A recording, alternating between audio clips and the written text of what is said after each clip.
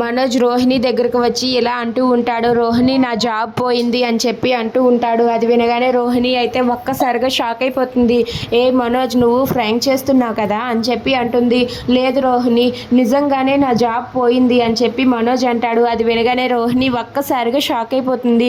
ఇక అక్కడ ఉన్న రోహిణి అయితే, నువ్వు నిజం చెప్పు, నువ్వు నన్ను ఆట పట్టించడానికి ఇలా ఇలా అంటున్నావు కదా, ఏంటి మనోజ్ ప్రతిసారి ఇలా అంటే నేను నమ్మేస్తాను అనుకుంటున్నావా అని చెప్పి అంటుంది. దాంతో అక్కడ ఉన్న మనోజ్ అయితే, లేదు రోహిణి, ప్రామిస్ చేసి చెప్తున్నాను, నా జాబ్ పోయింది అని చెప్పి అంటాడు.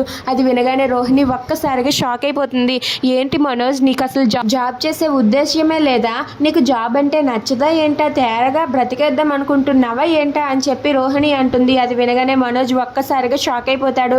ఏంటి రోహిణి అలా అంటున్నావు అని చెప్పి అంటాడు. మరి లేకపోతే ఏంటి, ప్రతిసారి జాబ్ పోతూ ఉంటే నువ్వు 2 నెలలకు మించి ఏ జాబ్లోనే ఉండవా?